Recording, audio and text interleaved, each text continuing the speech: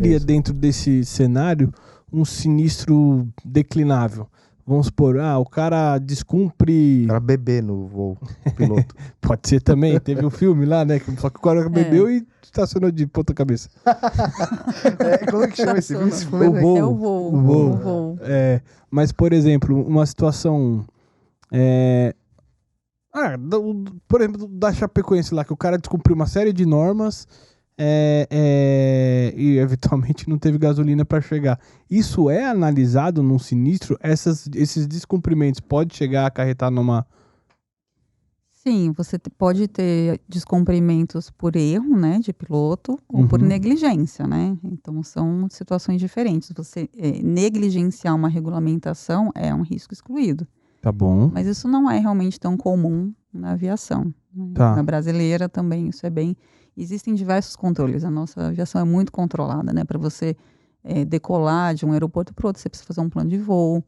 Né? E por isso até que eu falo, eu sou cuidadosa, como muitas outras pessoas, ao falar em sinistros, porque a gente sempre fala, é uma série de fatores que causam um sinistro, especialmente de uma aeronave de grande porte. Perfeito. Então não é só porque não colocou gasolina. Com certeza foi um fator determinante, importante, sim. Mas faltou, então, quem fazia o controle do plano de voo liberar, como... né? Teve uns probleminhas. Então tem uma série de fatores que contribuem para ter um acidente desse porte. Você já assistiu, acompanhando no YouTube, o Aviões e Música? Já ouviu Sim, falar? Lito, né? Lito, Sim. Nossa, eu acho muito bacana o canal muito dele. bacana, eu fico ouvindo ali. E ele tem essa preocupação. Exato, né? exato. E ali realmente, assim, muitas coisas eu perdi um pouco de medo de voar por causa dele. Assim, achei muito interessante. Mas assim, Dani, voltando na questão do seguro, a gente teve realmente essa questão de ter acontecido, do mercado ter ficado mais restrito brasileiro em relação aos seguros, poucas seguradoras operando nisso. Mas assim, isso se deve ao quê, principalmente? Óbvio, foram muito sinistros, a sinistralidade aumentou. E como você comentou também, talvez o preço um pouco mais competitivo não suportou, mas os sinistros são na maioria, o quê? Ela é falta de manutenção, porque são aeronaves menores. Você dificilmente ouve grandes aeronaves acontecendo, porque isso é muito na mídia, né? Mas a frota brasileira, ela é mais... Como que ela tá? Não, eu considero bastante segura a aviação brasileira. Eu compararia quase nos níveis ali de Europa e Estados Unidos, como eu te falei. Só que os sinistros ocorrem, como a gente falou. Alguns não são acidentes com aeronave, mas a gente falou em gestão. Tem ocorrências que, independente do operador ser excelente, vão acontecer. Eu não acho que os sinistros vêm aumentando também. Tá? A aviação, tradicionalmente, ela vai ter vai aumentando a segurança. Uma coisa que a gente tem que tomar sempre cuidado também, o pessoal às vezes, assim, caiu uma aeronave pequena, né? Aí falam assim, vou falar aqui do Robinson lá, que é uma aeronave que todo mundo falam mal, né? Que foi o meu primeiro emprego, a importadora dessa aeronave, então conheço bem. Mas assim, tem muitas, entendeu? Então quando você fala de estatística, você tem que primeiro comparar em relação à frota que existe no país. Então não adianta você falar assim, já caíram 10 esse ano, mas de quantos?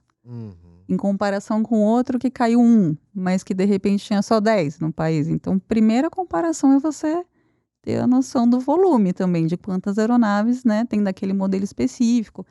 Mas eu acho que o principal, voltando, né, à tua pergunta, esse excesso de capacidade gerou queda despencaram os preços. Então, esse que foi o problema. Os sinistros não aumentaram, só que o prêmio coletado não era mais suficiente para pagar nem essas ocorrências que a gente chama de attritional, de ingestão, de pequenas ocorrências. Que você vai ter durante o ano numa carteira grande, não tem como evitar.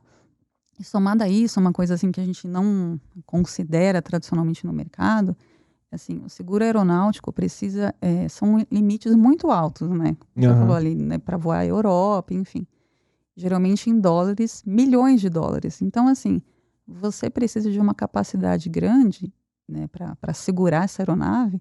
Essa capacidade tem um custo de capital. Então, assim, o ressegurador vai querer pôr ali, ou segurar uma aeronave com 500 milhões de dólares de RC, mais 40 milhões de dólares de casco, para ganhar 30 mil dólares? Nossa Senhora. A probabilidade é que não aconteça nada, mas você investir, se alguém fosse falar para você fazer um investimento no mercado financeiro, coloca aqui 550 milhões que você, se não acontecer nada, você ganhou 20 mil no final do ano. Então, assim, tem esse custo de capital que mesmo que tudo dê certo, ficou alocado lá. Se acontecer alguma coisa, esse capital tem que vir. Então, existe um capital alocado que muitas vezes não é considerado. Então, tem riscos, por mais que a gente considere muito pequeno, pode acontecer, mas trazer esse dinheiro, esse interesse desse capital ficou cada vez menos atrativo. Uhum. Então, não é só uma relação de preço que indiretamente também no capital. Então, eles começam, como qualquer investidor, a olhar outros ramos, outras linhas, outros investimentos que possam fazer mais sentido.